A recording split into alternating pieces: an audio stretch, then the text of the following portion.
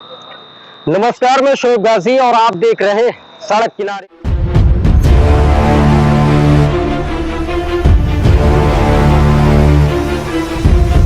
दशकों पहले स्कॉट पेली ने एक बात कही थी कि लोकतंत्र की सफलता और विफलता पत्रकारिता के हाथों में होती है। दूसरी बात वहीं यूं भी कही थी कि जो छुपता है वो खबर है और जो दिखाया जाए वो विज्ञापन है। लेकिन आज खबर और विज्ञापन के बीच का एक जिला संत कबीर नगर, जो पत्रकारों के लिए ही भारी पड़ने लगा। हम वो हैं जो खबरों की तह तक जाते हैं।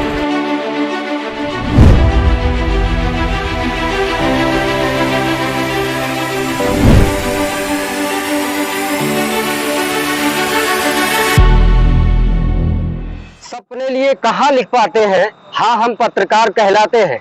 ऐसे शब्द दलगटा क्षेत्र में काफी दोहराए जाने लगे हैं, क्योंकि उत्तर प्रदेश में योगी सरकार है और केंद्र में मोदी सरकार है। कहे तो डबल इंजन की सरकार है और सरकारों के दावे और वादों के बीच पत्रकारों के ऊपर होते मुकदमे जो लगातार कहीं ना कहीं डर का विषय जरूर है। तो प्रशासन है जो उसकी खामियों को खोल रहा है, उसके खिलाफ मुकदमा हो रहा है। जो उसकी खामियों को खोल रहा है उसके खिलाफ मुकदमा हो रहा है। ऐसे तो पत्रकारिता ही खत्म हो जाएगी।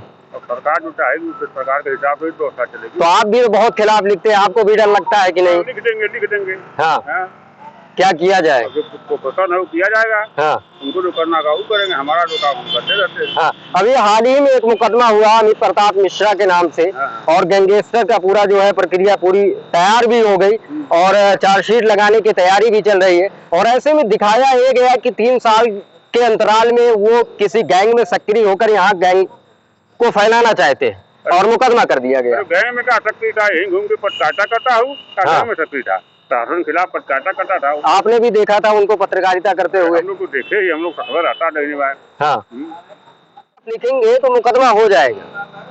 अब उसके नाते डर के नाते पत्रकारिता थोड़ी खत्म हो जाएगी, हम उसको छोड़ देंगे। डर किस बात का?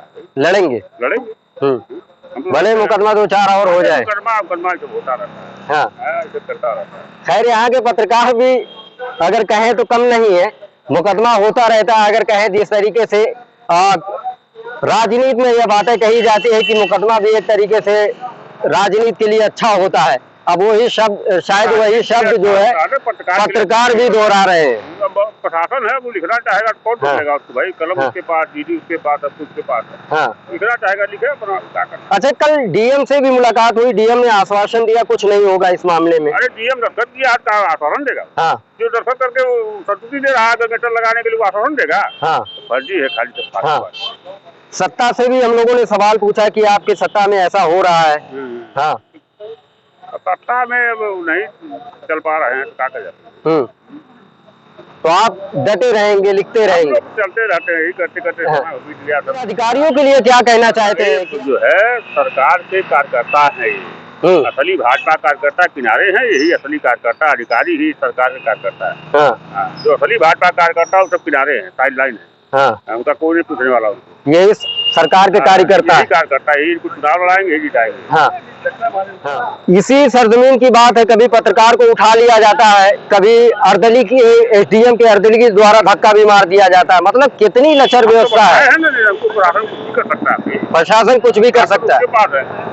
ताकत उसके पास है। हाँ, कुछ भी कर सकता है, ताकतवर है। सरकार अलग उसी की मान रही है। भाजपा नेताओं में सुनवाई हो रही है, तो सुनवाई होगी भाई। एमपी एमएलए सिपाही दरबार ट्रांसफर नहीं करा सकते, क्या करेंगे वो? क्या करेंगे? सही बात है। तो ट्रांसफर नहीं होगा दरबार सिपाही का, क्या करिए? भारी गमछा बांध के घूमे उठने लायक। काफी असली कार्यकर्ता भाजपा के ही सब प्रशासन वाले हैं। दूसरा असली कार्यकर्ता सबसे बड़ी चीज ये है कि हमें लग रहा है 50-60 साल की उम्र और दलगटा की इस धरती पे अगर पत्रकारिता की बात करें तो लगातार डेली 4 से 5-7 खबरों को लिखने वाले जो ये कह रहे हैं कि असली कार्यकर्ता यही है। सच्चाई यही है कि लगातार जिस तरीके से मुकदमे हो रहे हैं पत्रकारों के ऊपर, ये डर का विषय जरूर लोगों में बना हुआ है, क्योंकि नई जनरेशन जो पत्रकारिता कर रही है, पत्रकारिता को सीख रही है, ऐसे में उनका कैरियर भी चौपट हो जा रहा है। ऐसा लगता है कि उत्तर प्रदेश की योगी सरकार या उत्तर प्रदेश का ये लगने वाला संत कबीर नगर जिला उत्तर प्रदेश के उन 75 जिले में नहीं आता हो या उत्तर प्रदेश की योगी सरकार का दबदबा इस दनघटा क्षेत्र पे और संत कबीर नगर पे ना, आपका बार बार हाथ फैलाना ही मुसीबत बनता जा रहा है। बिल्कुल एकदम।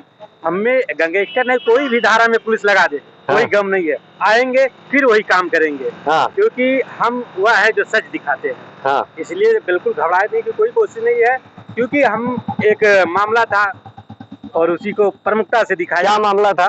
मामला यही था, दनघटा थाने पे डीआईजी साहब का दौरा होता है, तो एक फरियादी जाता है और थाना प्रभारी का जो काम होता है वह कहीं दिखे न, जिसको लेकर के फरियादी को डांट कर बाहर खदेड़ दिया जाता है और उसके एप्लीकेशन को फाड़ के फेंक दिया जाता है। और वो हमसे अपना दर्द कहता है फरियादी, और वही दर्द मैं डीआईजी साहब से पूछ लेता हूँ और डीआईजी साहब को एप्लीकेशन देता है कि हमारे थाना प्रभारी ने हमारे साथ ऐसा काम किया है।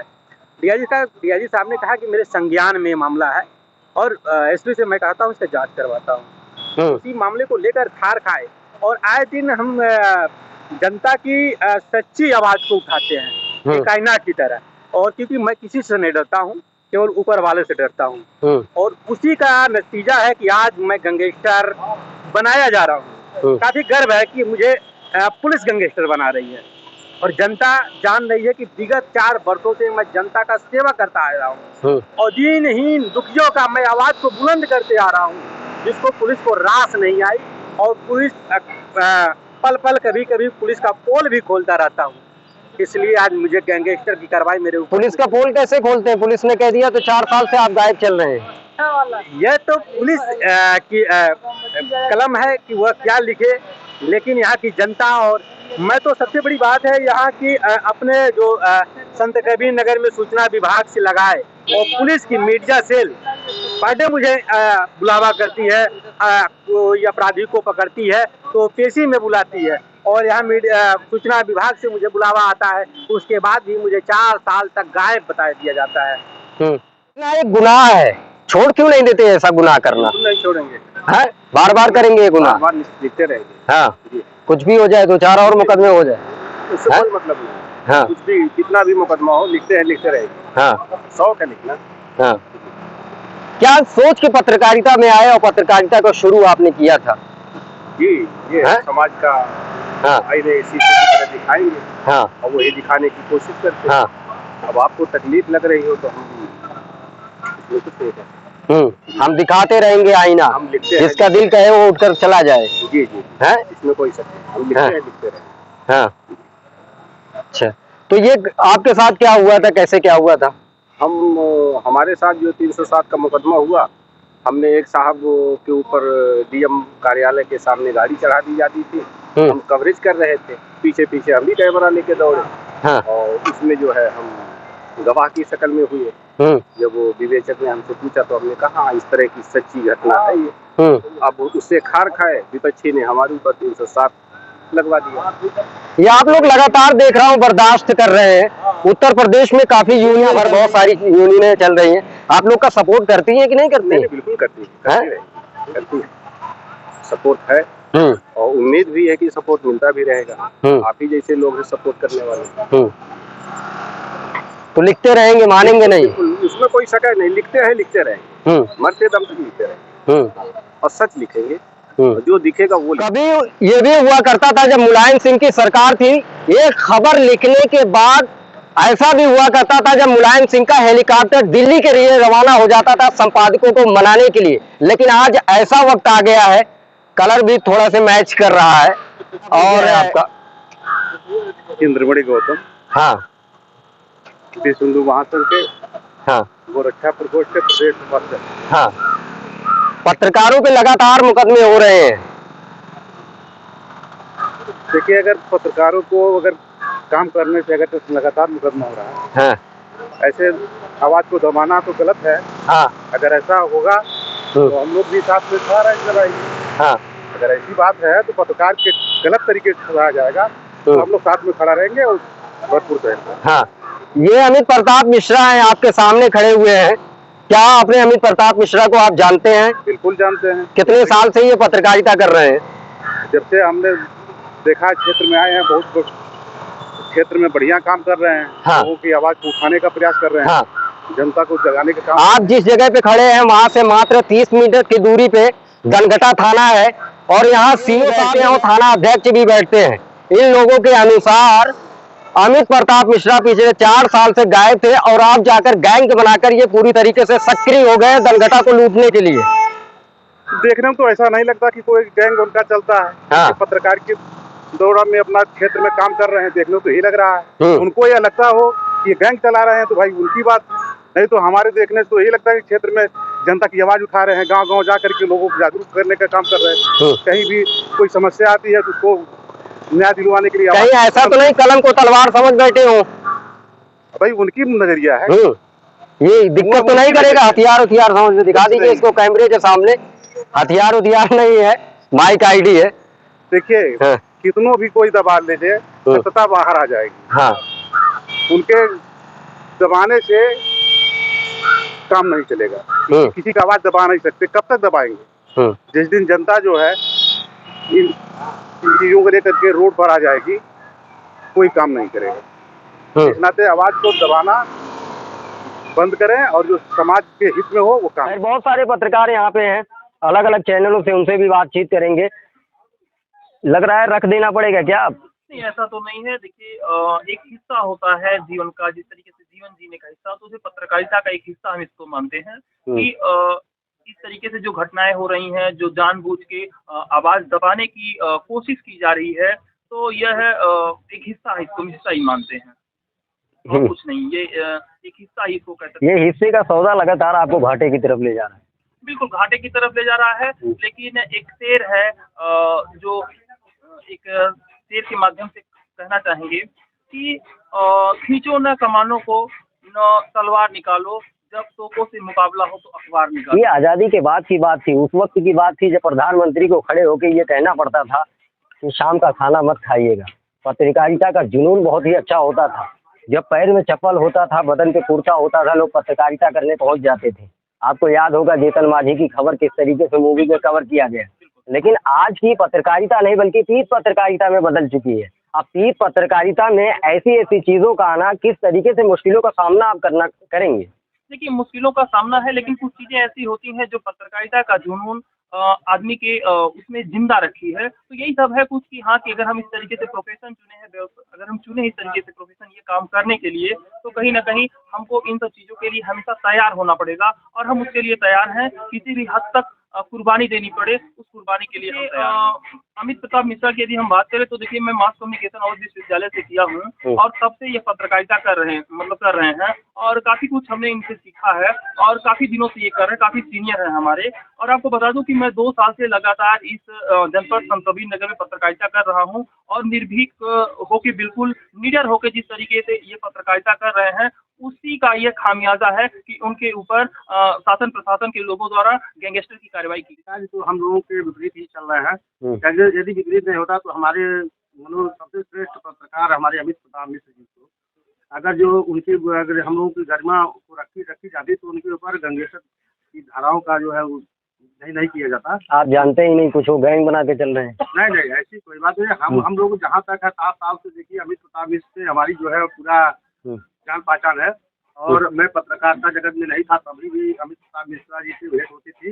इस तरह से कोई नहीं इनके सुनने में आया कि अमित प्रताप मिश्र इस तरीके से कि कोई अपराध जगत में आए हैं, लेकिन ऐसा कुछ सुनने को नहीं मिला है। और बाकी फर्जी वाला तो हमेशा हो सकता है। पता लगा कि अरे चोरी किया, छूटल पुत्र है, पकड़ लिया बोले को, वही कहानी है। तो ये देखिए हम किसी से डरते नहीं। पहली बात, यदि अमित प्रताप आप लोग बार बार इस चीज को तो थोड़ा मुझे नाराजगी भी हो, मैं नाराजगी जाहिर कर सकता हूँ, इस वजह से भी कर सकता हूँ क्योंकि मैं भी एक पत्रकार। आप लोग कहीं हमेशा ये कहते हैं मैं डरता नहीं, लेकिन नाराजगी इस बात को लेकर मैं व्यक्त करना चाहता हूँ। पास में सीओ ऑफिस है जिसने यहाँ तक लिख दिया हो कि पिछले 3 साल से अमित प्रताप मिश्रा जिले से बाहर हो और जिले के बाद अब जाकर उनका गैंग सक्रिय हो। अभी तक आप लोगों ने कुछ पूछा नहीं जाकर। देखिए सर, ऐसा है कि अब हम उसमें क्या कहा जाए कि अगर जो सुनने में तो आ रहा है, मैंने महुली में एक दिन बैठा था तो महुली में बताया हरिहरपुर में 144 लोगों के ऊपर गैंगस्टर लगाने की बात सुनने में आया। तो उसके बाद में मैंने कुछ लोगों से पूछना जब चालू किया तो कहे कि अभियान चल रहा है। कि जिनके ऊपर 379 और कुछ धाराओं के में वांछित है, खासकर 379 और क्या नाम है लूट फूट के में वांछित है, उनके ऊपर खासकर लगाए जा रहे हैं। इस तरह से जो है क्या नाम है, बाकी क्या है अब इसके बाद अपने उच्च लेवल के अधिकारियों से पूछने के बाद ही पता चलेगा कि कैसा ये हो रहा है कि आज ये जो है एक मुकदमे में जो वांछित है उसके ऊपर भी गंगेसर लगा दे रहे हैं।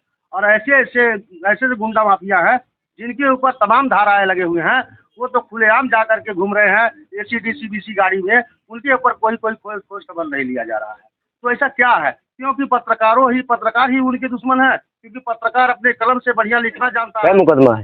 मुकदमा तो हमारे पास अभी शायद 3 होगा। मतलब 3 इतना है कि शायद वाला है कि 4 भी हो सकता है। हो सकता है भाई, हाँ। हो सकता है, पुलिस शायद करवा सकती है। आज की हमारी ये वार्तालाप में जो करीबन दर्जनों पत्रकारों ने जो है एक मत के साथ ये आवाज़ बुलंद किया है कि हमें जितना भी लड़ाई लड़ना पड़े हम लड़ते रहेंगे, सच्चाई को उजागर करते रहेंगे, सच्चाई को सामने लाते रहेंगे।